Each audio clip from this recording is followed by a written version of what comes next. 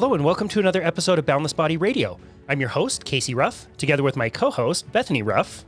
Hello, hello. We have some serious lady boss power today. This is going to be awesome. Better watch out. I've been looking forward to this conversation for a very long time. Lierre Keith is a writer, feminist, food activist, and environmentalist. After 20 years of living a vegan lifestyle, she suffered several health conditions and finally had to give it up.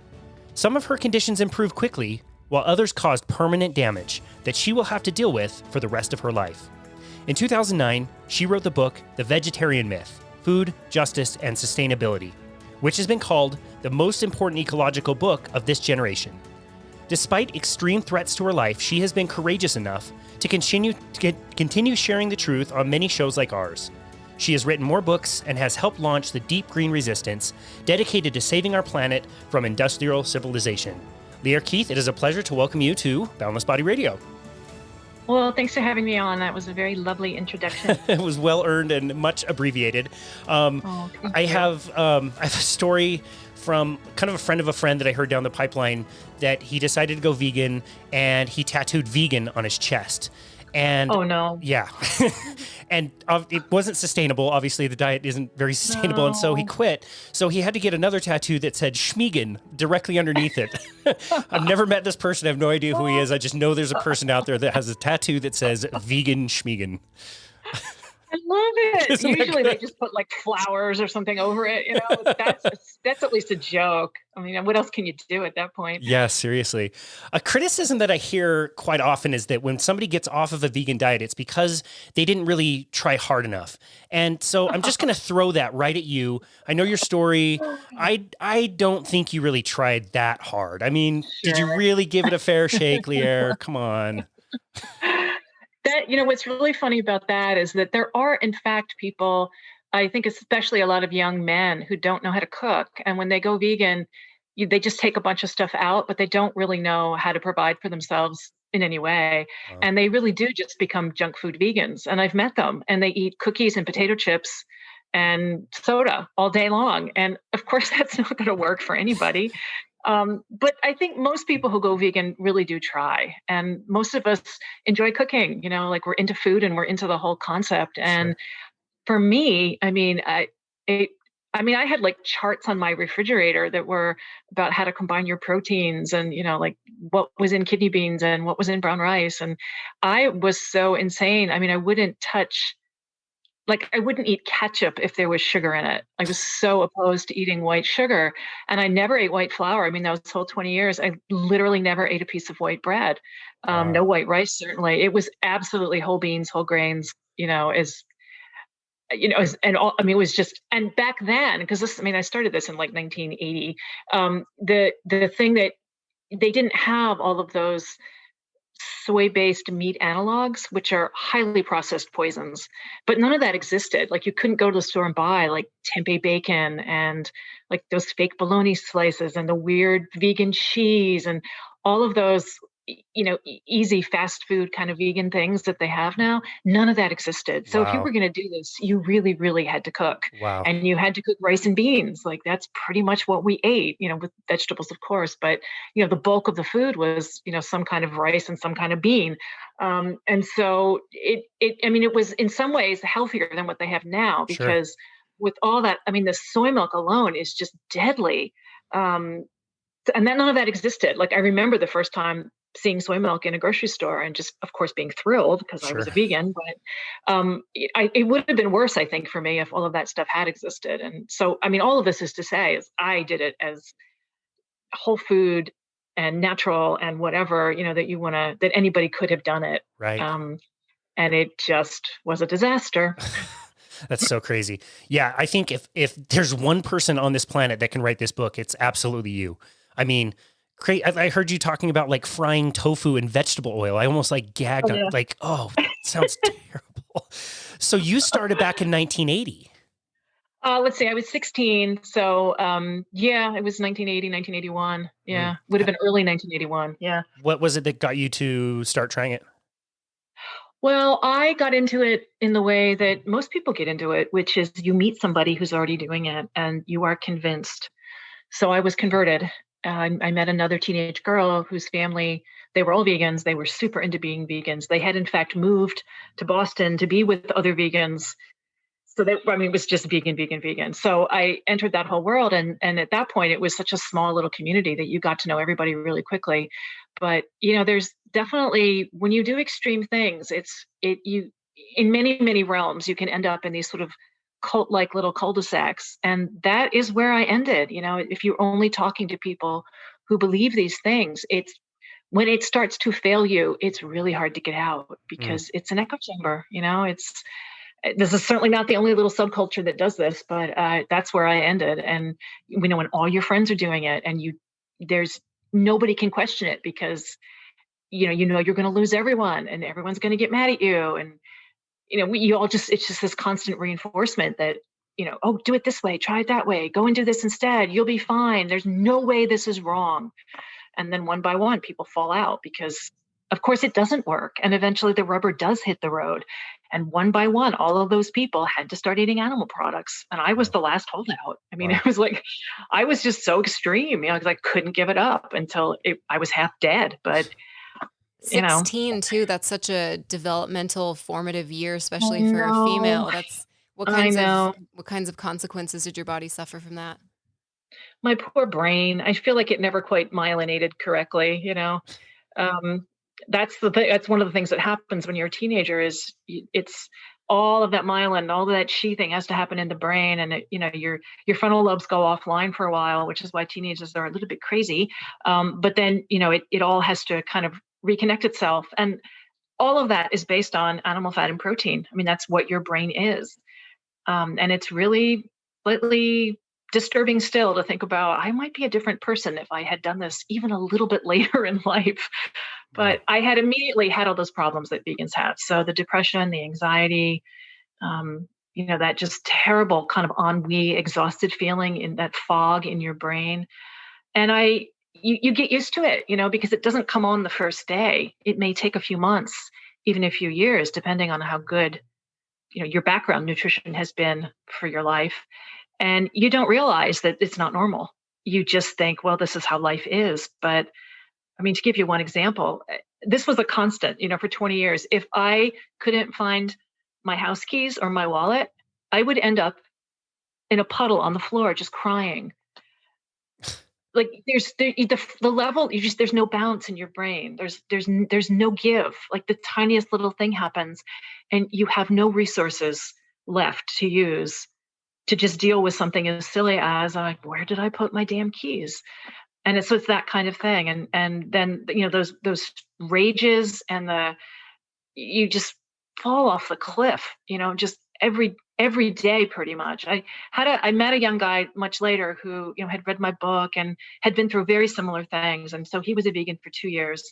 And by the end of it, he had OCD, he had suicidal depression, like just every horrible emotional problem that he had never had before. But he had moved to Portland, Oregon to, of course, be with the vegans. And he was working in a vegan bakery. And this is the point. Every day, starting at 2:00, vegans would come into this little bakery and buy they had these giant cookies that had 2 inches of icing on them. It was essentially pure sugar. And they would be desperate, of course, because their blood sugar has completely crashed. And they would be waiting in line to get this, this wad of sugar, essentially. And there was always at least one person crying. Wow. Sometimes somebody would be screaming. There was always, every single day, one person crying. And he would go home every night and say to his girlfriend, there's something wrong with us. Like, I know this isn't normal, but I can't quite figure out what has gone so wrong.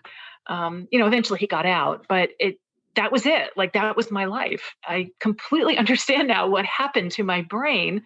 But at the time, you just don't know. And it just feels normal. And of course, when all your friends are doing it too, everybody just keeps saying, yeah, this is just life. And of course, when you're young, you really don't know better. It's not like I'd had 20 years of adulthood.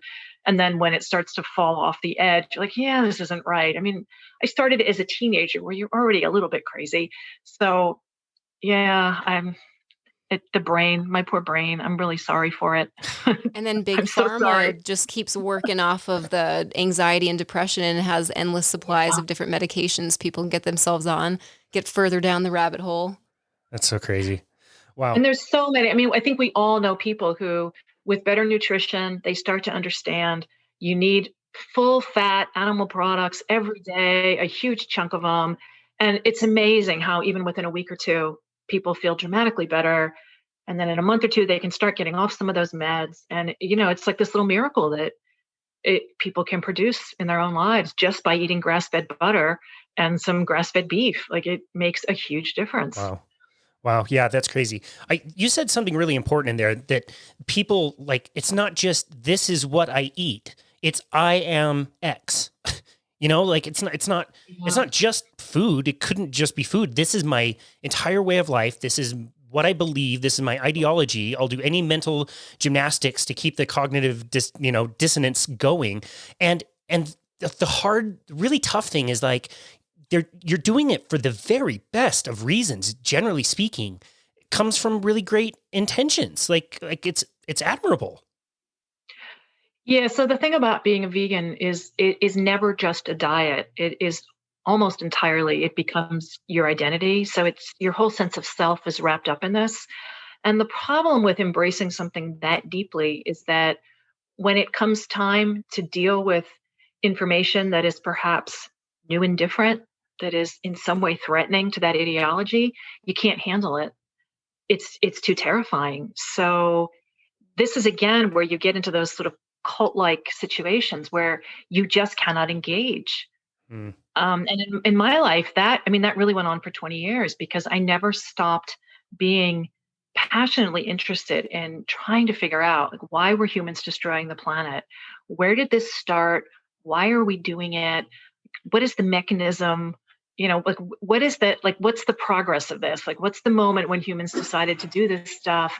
What is it called? How does it function? So I was like always engaged in this kind of research and doing my own experiments, like trying to grow food and all this. And I couldn't face the answers that I was finding because they ran completely counter to what I thought was true, speaking as a vegan. And so literally it was the angel I wrestled for 20 years. Wow. And one of the good things about finally having to give up, that whole way of life was that I could finally take a look at all that information that I had gathered, both, as I say, experientially, and then also, just all the books I've been trying to read. And then I couldn't finish them because it was too disturbing. And like, I didn't know how to make it all come together. And finally, when I was able to just put down the vegan identity, it was like, okay, I actually do have some answers. I do actually know I have managed to accumulate some information here and I need to put it together in a framework. And then I did that and life was better again. But it is a really hard year or two. Anybody who comes out of that world, you don't know what's stable. It's like the universe has collapsed around you. You don't know who you are. You don't know what your place is in the cosmos. You just have no idea what's right and what's wrong and what's up and what's down. And it's very, very hard. And if you've lost all your friends on top of it, it's a tough time. I answer these emails all the time, like almost every day, where it's some poor person who has crawled out half dead and then doesn't know what to do. And it's just heartbreaking. That's so sad.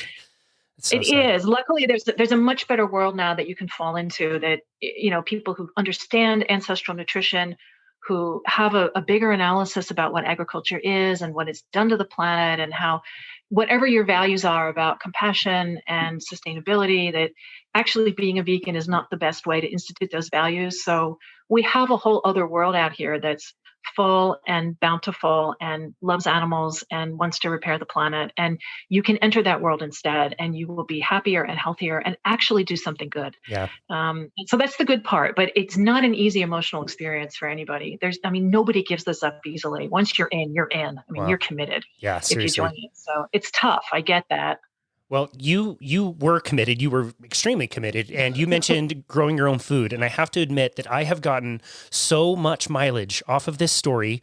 That's not even my story. It's your story that I've told my clients over the years.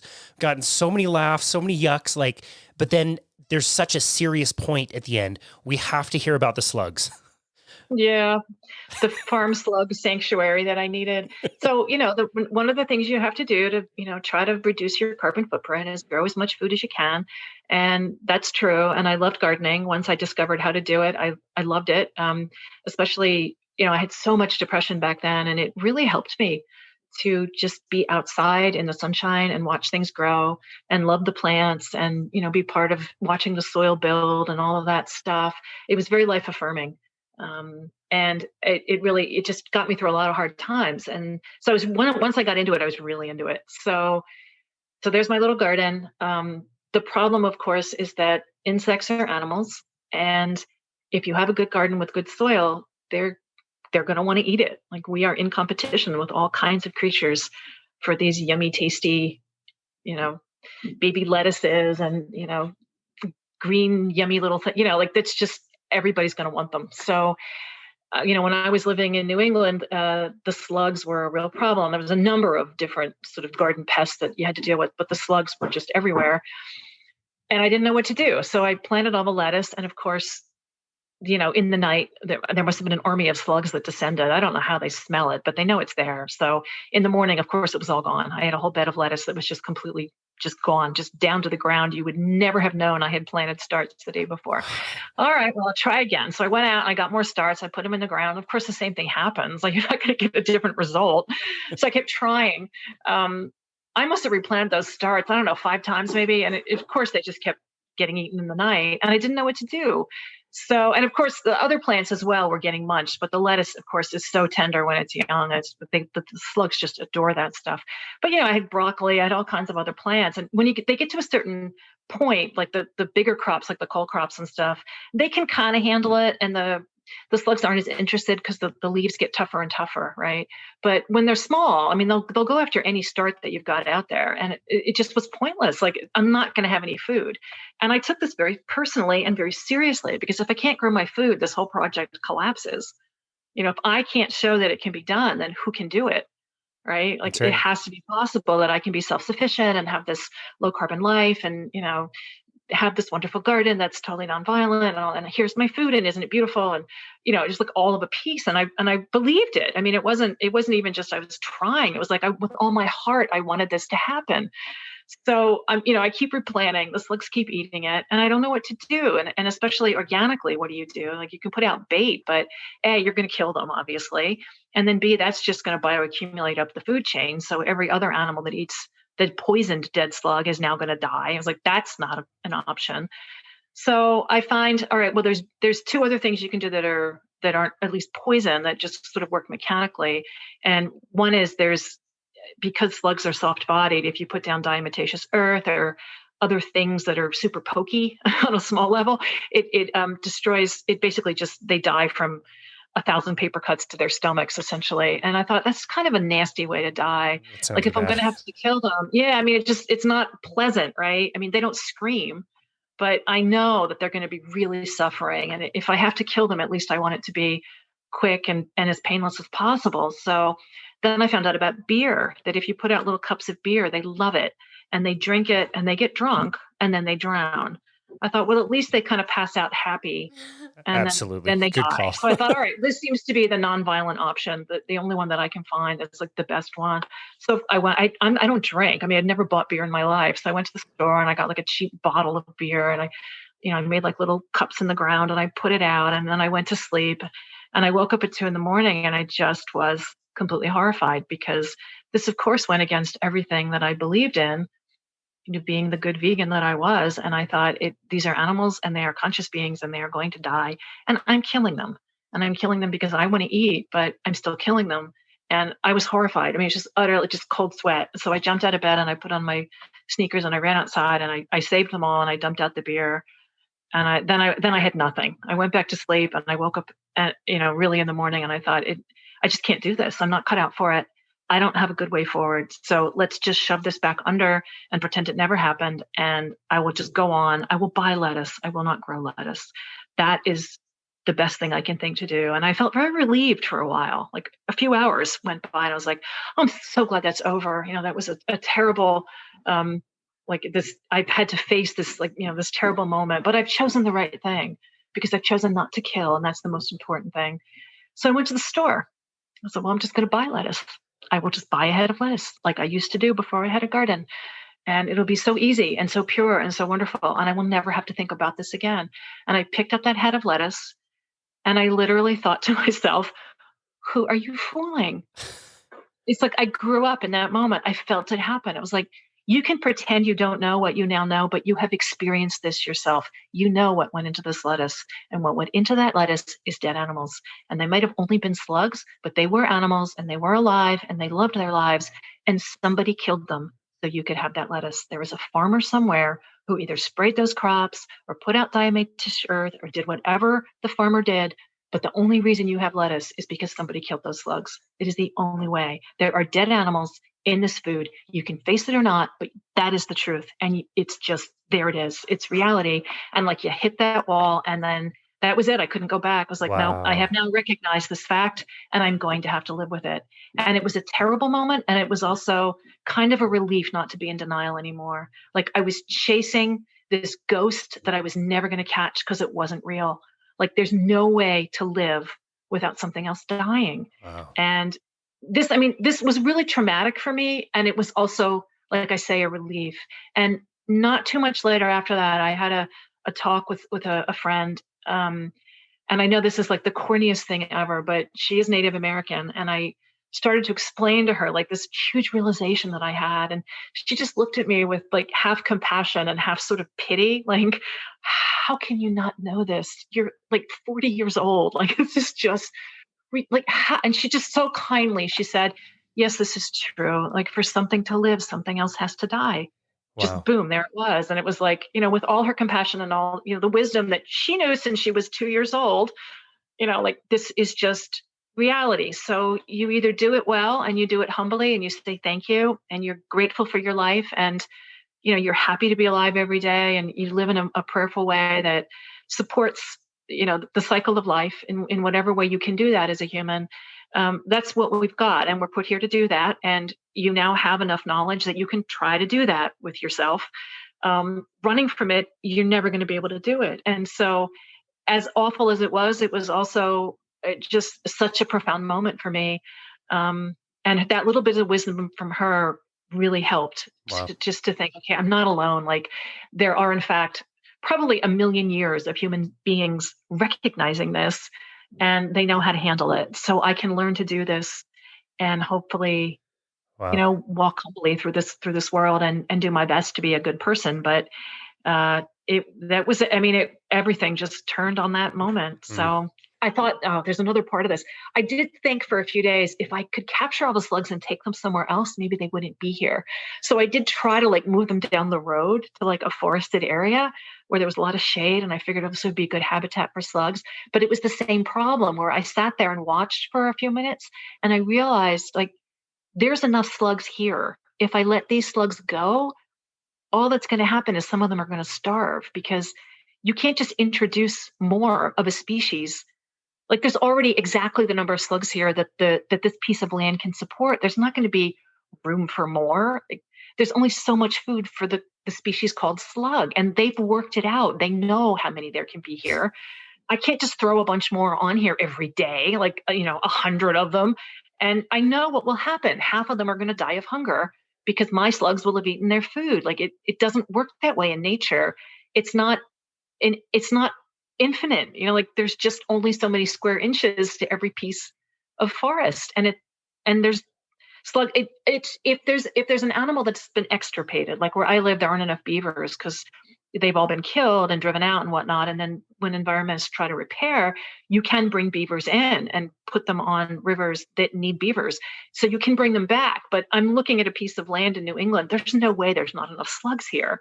Right. So it's like that fell apart pretty quickly, too. Like I can't just let them go. I understand that there's a natural limit to the carrying capacity of the land for slugs. Wow. So that wasn't an option. And I know some people try that. Oh, I'll just have a heart trap and I'll put animal over here. I was like, you do know 90% of those animals die. It's because there's already enough of them where you're taking that other one. Like you can't just release mice and hedgehogs and porcupines and pick your creature. But wherever you live, there's enough of them most likely, unless they are, again, usually, there's definitely room for animals that have been extirpated, but mostly that's not the case. The animals that we don't really want around our houses are ones that there are plenty of, like squirrels or, rats or like whatever the problem is where you live. And, then you just have to deal with it. But letting them go isn't really an option. We know 90% of them die. So I already knew that about rodents. And so I just sort of, as sitting there, just watching that little bit of forested land, I realized, of course, it's the same principle. There are enough slugs here already. There's not going to be extra food for them. So that didn't work either. So then I went home and tried the beer and and then had the big realization. And Wow. it's so hard because all of us, I mean, we're on our own unless really you come from a little bit of an intact culture that still remembers this stuff. I didn't come from that world. I mean, I grew up in a really urban, suburban environment, and nobody had been hunter gathering or farming or anything to do with getting food for a good long time. Yep. And certainly whatever they knew long since, the chain had been broken. So I had to figure it out on my own. And it's not the easiest thing to try to figure out what is true. And then with what's true, you have to do the next step, what's right? Yeah. What is the best way to live with this information? What is the best way for all of us to embody this, still based on the best values we can come up with? So it's a struggle. I mean, it's definitely, we're stumbling along all together here on this path, and it's got its joys, but it's got its sorrows too. It's so, I think it's so interesting that it was a Native American that helped you come to that conclusion. We were watching, some material on you before this, and obviously there's a lot of criticism. And in one of the videos you've got Photoshop, the Photoshop red all over your mouth, like you're in like a teenage vampire movie. It's quite comical. I hope we can use it for the episode. And in this video, I'm watching this vegan make these presentations and talk about why you're so wrong. And it's saying, oh, we have farmed for tens of thousands of years. And it's like maybe 10 to 15,000 years. And then it shows these three like Aboriginal children from a tribe, and talks about how they don't have any formal nutritional education. They're just, off in the wild, and they haven't studied nutrition. It's like, no shit. They don't need to study nutrition. That's human wisdom. Like, we've been around for millions of years. They know how to live in the system and not take too much and be really grateful for what they have and make it work. Like, you don't need nutrition. It's amazing too. Like, I don't know. I'm assuming both of you are familiar with the Western price information. Of course, yeah. But yes, but for your listeners who don't, I mean, this was somebody who in the 1930s realized that nutrition was dramatically declining in the United States. And he wanted to figure out why people's teeth were suddenly, these children just had terrible teeth like he'd never seen before. And, long story short, he went around the world. He understood it was probably nutritional, and he went around and he tried to find people who were still eating according to ancestral wisdom, and took copious notes, and photographs at that point were just barely possible. As somebody who was traveling, he was able to actually document with photos the perfect dentition that some of them still had from generation to generation. And he was absolutely right, but he had to figure out, well, what between all of these diets, which are really varied around the world, are there principles that hold? And what do the people themselves say about the most nutrient dense foods? Like, what are the sacred foods in these cultures? And all of these people got it right, and they understood.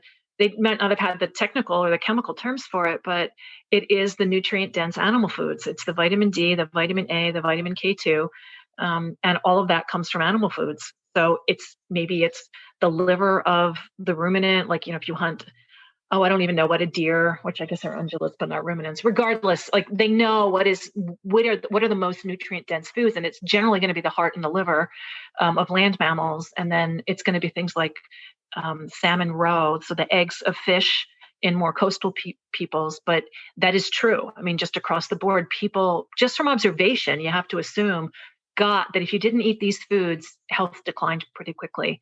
And again, it's always the animal-based fatty foods that really carry the nutrition. And of course, that's not what you're eating as a vegan. But if they're showing children in the bush in Australia, I mean, yeah, they're hunter-gatherers, and yeah, they know what to eat.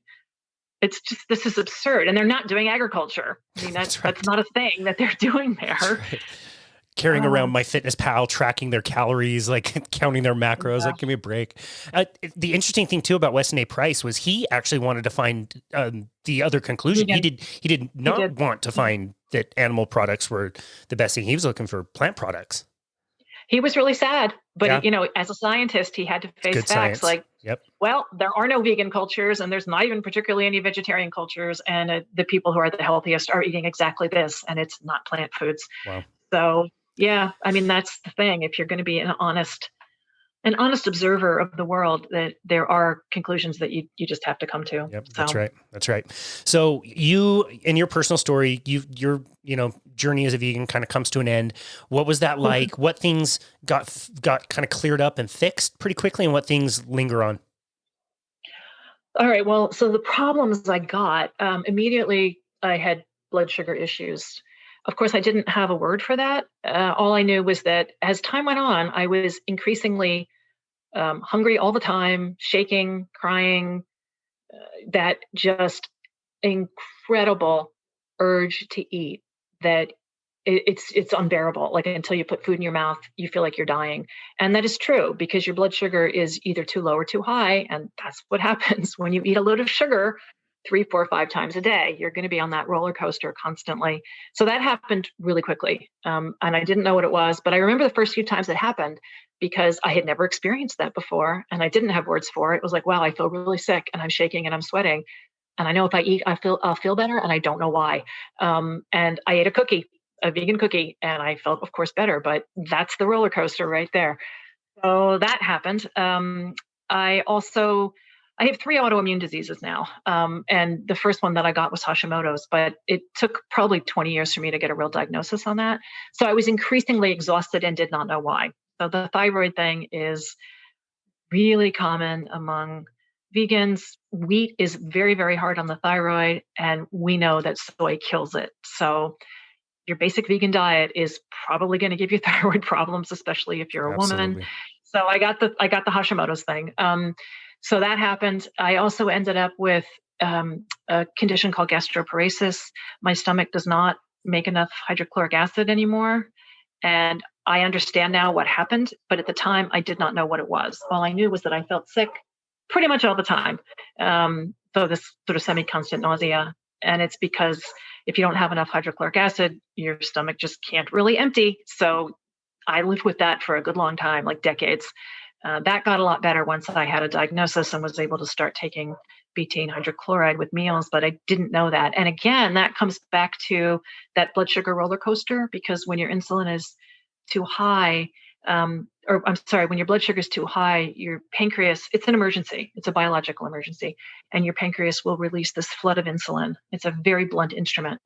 And this is one way you can see that we were not meant to eat a diet essentially of sugar because we can't handle it.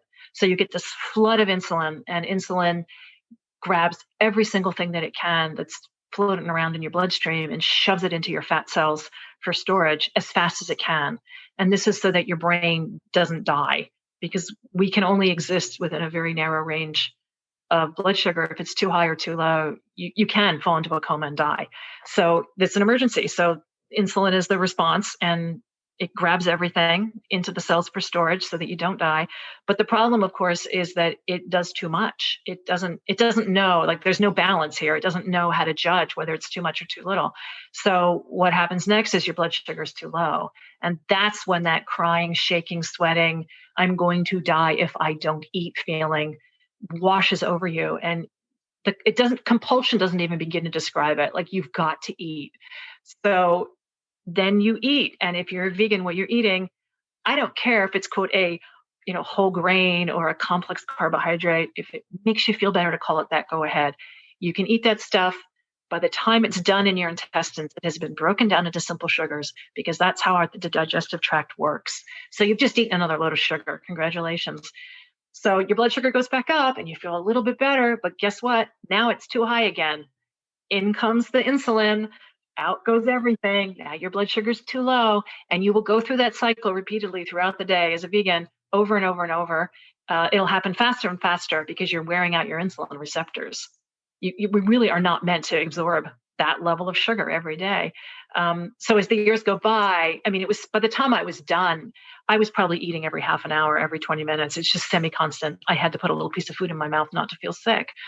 And then you realize what you've done and you stop. And it's this amazing 2 or 3 days where for the first time in your life, you feel clear-headed, like, because you're not on that constant roller coaster. But one of the other substances that your body produces when you have that surge of insulin is adrenaline.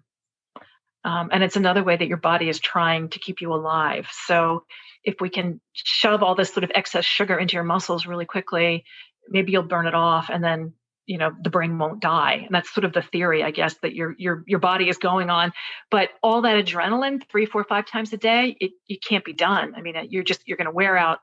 I mean, adrenal fatigue is coming, but the other thing that you wear out is your capacity to make digestive enzymes. Because what adrenaline does is it shuts down your digestive system. Mm-hmm. And if you think about it, if a lion is coming at you and you need to run, what you want is all the energy to go to those big muscles so you can either do fight or flight. But what that means is we have to shut down digestion so that all the energy can go to your muscles. So immediately it shuts down your body's capacity to digest food.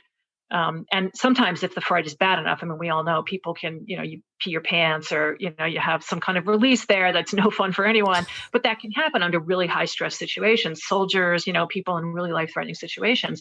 And that's why your body is getting ready to run or fight, like dump everything you don't need. Now you're ready to go. And that's adrenaline. That's what it does. So you're instigating that in your own body over and over and over throughout the day when you eat those high carb diets. So you do that for 10, 20 years like I did, and you have permanently damaged your body's capacity to produce those digestive enzymes that you need, like the hydrochloric acid. I just can't make it anymore. So I have to take this other stuff, externally, but it really works. So, and it's better. It got better, but it took time. I'm nowhere near that was bad. And that may take, I remember asking that particular doctor, well, how long am I going to have to take this? And he just laughed. He's like, you and betaine are going to be friends for a long time. I'm like, all right, well, luckily you don't need a prescription. Anybody can buy it. But if you are one of those people who's coming out of one of these kind of high carb diet situations and you find yourself being really nauseated all the time, that's the go-to. Try betaine hydrochloride. You can buy it like at any natural food store. They'll have it. It's over the counter, really easy supplement. You can't really hurt yourself with it. Just try it for a day or two. If you feel better, that's the issue. So I did that. I felt nauseated for, 25 years or something. And then as is very common with women on low-fat diets of any kind, I completely messed up my reproductive organs and my reproductive cycle. I almost never got a period that whole 20 years. No doctor could explain to me what had gone wrong. I ended up with really bad uterine fibroids, and I'm naming the soy. I can't prove it, obviously, but that's my guess, because of course soy does that. So I had to have an operation to have the fibroids removed. But also the thing that was so striking to me was, after that whole 20 years of just being like, I don't know, I just don't seem to have very regular periods. I almost never get one. And then, I found all this information. I flipped my diet all around. It started to stabilize pretty quickly, but the real catch was when I took soy out of the diet, which I went cold turkey. Once I had read all that information about like how terrifying soy was, that this was a drug, not a food. You get that cold chill of horror, like, what have I done? And I went absolutely cold turkey. I'm never going to eat this again. I threw everything out. I'm not going to eat it. And about 2 weeks later, I got a period and literally didn't miss one again until I hit menopause. Wow. It was 28 days, like clockwork. You could have set the nuclear clock to it. It was that regular. Wow. This was after 20 years of just being completely random and bizarre. It was stunning. Even I was stunned.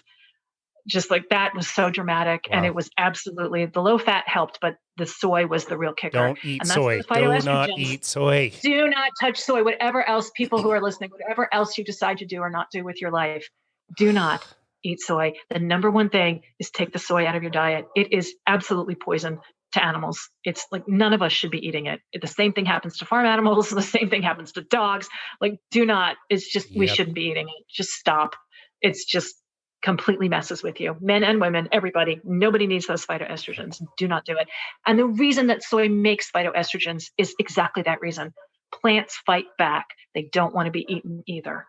The way that they keep you from eating their babies is they wrap their seeds in all kinds of anti-nutrients and even toxic poisons. But for soy, it's been very clever throughout the millennia that it's existed. It said, fine, you can try to eat my babies, but I will make sure you don't reproduce. Yep. Wow. And so you eat soy, you're not going to get a baby. I could not have had a baby. There's nothing.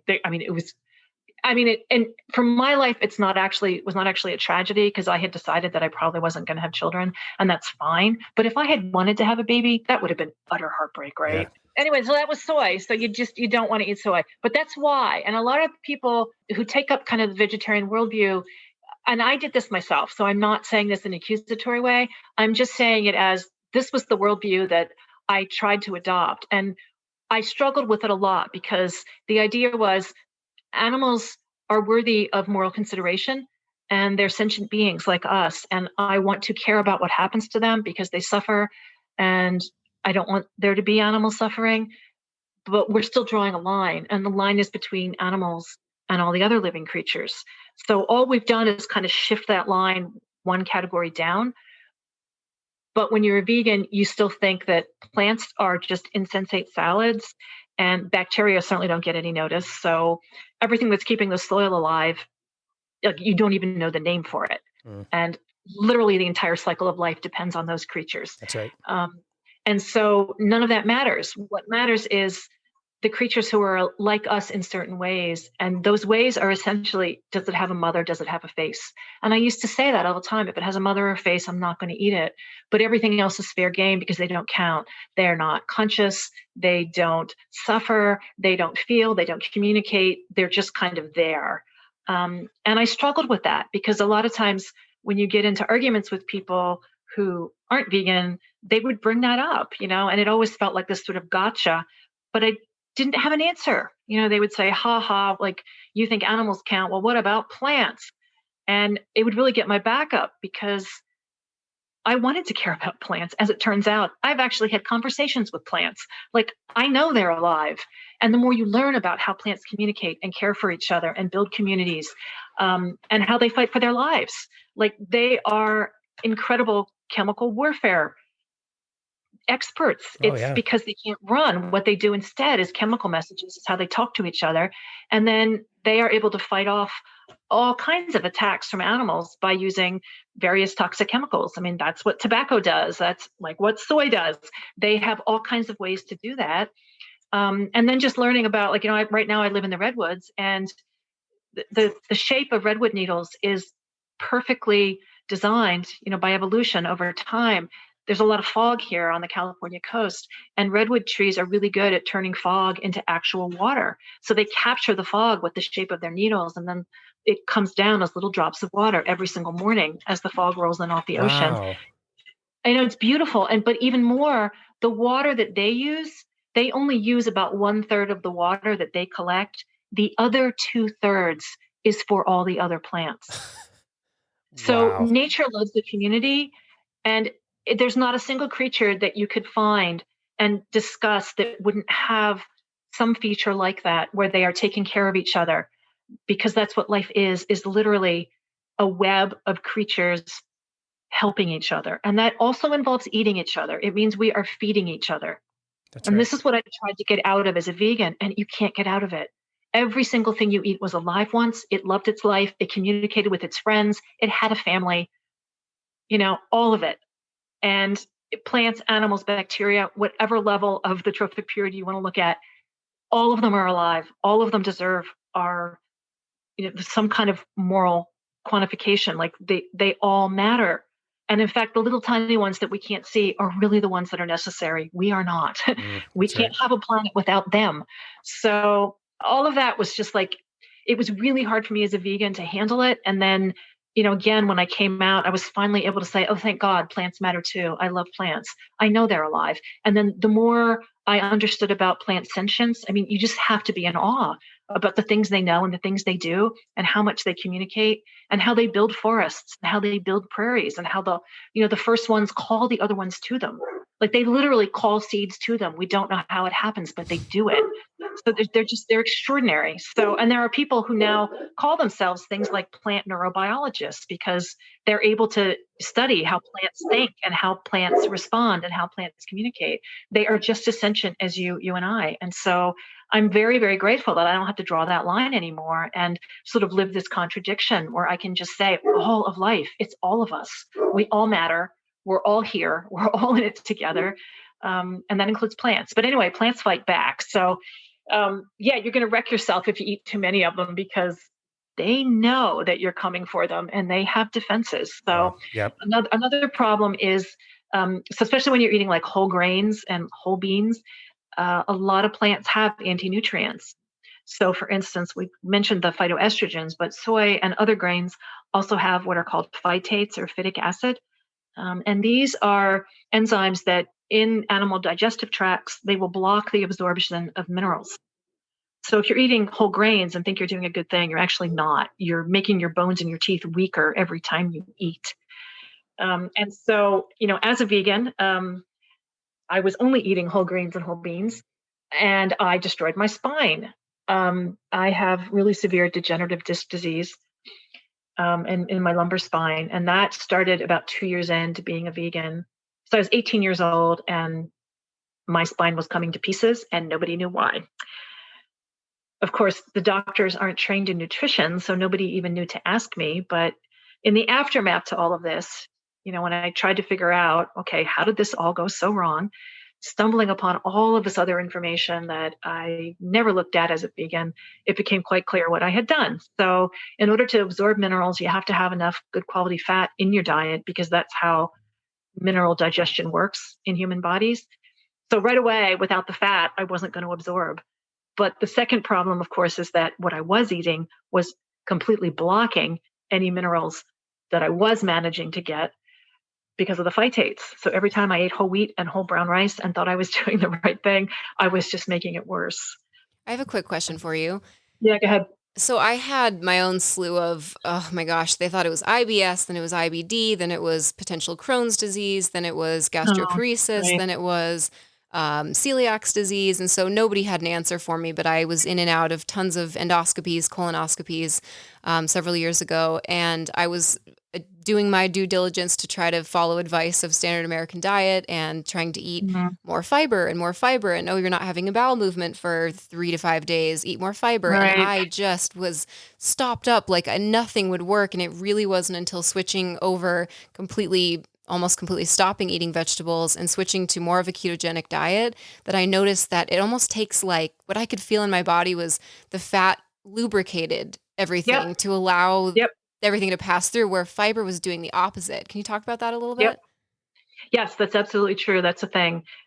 So you have to think about what humans are. We are essentially flatworms with arms and legs, right? We're just a tube. We're a giant tube. And the food goes in one end and it passes through and it moves out the other. And that's really what we do is we eat. And then that's how we get our nutrients. So in order for that to work, it means that you're putting a foreign substance in. And your body needs a way to stop things that might kill you from getting it any further. So one way that your digestive tract does that is that it sloughs off cells at a really high rate. So if there is some kind of like bad bacteria or some kind of parasite or something that might kill you or get in there and do a lot of damage, there's like this natural process of sloughing off so that any foreign bodies that are going to be bad for you, there's sort of a built-in mechanism to just keep moving them along so they can't attach. So that's one reason that your body does that on a constant basis. But what it needs to be able to regenerate that number of cells, because that's a lot of cells every single day. Remember that every single cell in your body it's like a balloon, right? And the outer membrane of that cell is cholesterol. If you had no cholesterol, you would be a puddle on the floor. Like it's all that gives you structural stability is that cholesterol. So in order to have a healthy digestive tract, you have got to be eating a lot of fat, a lot of good quality animal fat. Without it, that last barrier that's constantly being rejuvenated, you can't do it. And so it's a very mucosal layer, and it needs to be, like you say, lubricated, and it needs to be nice and fat, and it needs to be healthy. And you can't do that unless you're eating lots of animal fat because that's where it comes from. That is so So interesting. yeah, Makes a lot of sense why there's that lack of communication or that like fundamental disconnect between the neurons in your gut versus your brain. I hmm remember driving in that time in my life. I remember showing up at the grocery store and I would already be eating a bag of jelly beans before I realized, like, how did I even get here? yeah, yeah. Been there. That's so Yeah, crazy. I know that one. Yep, yep. Wow. So what does your diet look like now? Well, I eat basically like a kind of a paleo keto diet, and I'm very lucky because I live in a rural area and I can get the best quality food right here. So there's lots of farms that do grass-based beef production, so and also bison. So I can get, I mean, really cheap grass-fed beef. I feel so sorry for people in big cities who are paying $8 a pound because I can get it for $4 a pound, and it's Wow. I know, it's fabulous. It's the basis Lucky. of my diet, and it's what my dogs eat too. We just eat grass-fed beef here, like, all the time. We need to So I have move. that, and I also I've had my own chickens and ducks. I don't have any right now, but it's right down the street. I can get really, really great eggs that are pasture-raised duck and chicken eggs, which are wonderful and super cheap. They're $4 a dozen, and it's like the Ugh, best food ever. So I can get that. road trip time. And believe it or not, I live in this tiny little town in Northern California. We have a cheese factory that Lucky. has won blue ribbons in international contests. And I'm not joking. It's a really nice little cheese factory. And they are very committed to using local grass fed milk. So I can get Uh, super cheap, the best cheese. you're It's talking so to a good. Wisconsin girl, so I feel like You know about cheese. sold. Yeah, no, they have the best cheese and it's right here. Like I can't even believe it. How did I get this lucky? And then I live on the coast, so I can go down to the dock and get all kinds of fish as well really Damn. easily. Wow. So I know it's like the best, right? And the climate's really mild and That's great. so here I am. So I'm that's it. So that's what I mostly eat. That's a lot of what I eat. And then I don't mind eating some vegetables. I actually like salad. I'm not a big fruit eater. I never have been. I don't really get fruit. To me, it's like if I'm going to eat sweets, honestly, it's going to be a piece of chocolate. I don't really understand great. like bananas and apples. They just don't make any sense to me. But chocolate, I understand. Chocolate Yeah. is That's chocolate is a great. god as far as I'm That's concerned. great. Wow, I'm hearing you say all those foods and contrasting it with how you were feeling before, which I think all of us can relate to. I was there needing naps, needing constant snacks, blood sugar up and down, blah blah blah. And I hear your diet now, and I'm thinking of the movie Fat Fiction, which I know you were in. The Magic Pill, which is another phenomenal Right. movie. In Fat Fiction, they hook people up to continuous glucose monitors, and they put them on the foods that you were talking about just now. You know, the beef and butter, and they're feeling really good and energetic, and they've got energy to go do stuff and have a fun life. And then the next week they put them back on the low fat diet, and you're just like, you already know, like, oh no, you're gonna have a terrible, terrible week. Yep. And Yeah. it's just such a contrast. Like I can hear you say those foods, and I already know what your life is like. I know that you are a kind person, you are generous, you have a lot of energy, you want to share this message rather than just keep it Yeah. quiet. Like I already inherently know that about you. It's also true. Wow. That's so Because you crazy. feel better. Because it's like, wow, I suffered all those years for nothing. Yep. It was Yep. all completely just generated. It was biochemically generated because of what I was doing to myself. Yep. There's no point to any of that suffering. And I see them now, and you just think, oh, sweetheart, you don't have to live like that. Yeah.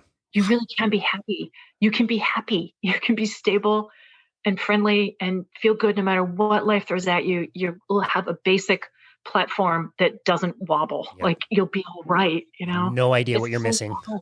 They don't know. And then they come out of it and it's like, wow, the fog has been lifted. And, then you make another little, happy person to go out and spread the message. So Yeah. Wow. it does speak for itself. It takes a few days sometimes, but not more than a week. And everybody feels dramatically better. Yep. So Wow. That's so cool. Well, you wrote just a very honest and uncomfortable book, and I'm listening to it again this week. It's probably my third time, and I forgot even like that I have to turn it off every now and again because it gets like pretty real. I mean, you and we didn't even talk anything about, soil health, the planetary Right. health, politics. yeah, There's so much in your book. It's all that. Yeah. very inclusive and very honest. And like I said, really uncomfortable. So I highly recommend to the listener, this is really important. It's important for everything that we talked about today with human health, how you should be feeling, how you can show up in life, how you can, share and give and contribute to the planet versus versus take from it. And so you did a really great job in that book, and I very much recommend the listener go out and get it. What is one thing you want somebody to walk away from this conversation with today? Wow, one thing. Okay, so I'm gonna assume that your listeners are already somewhat engaged with this whole other world.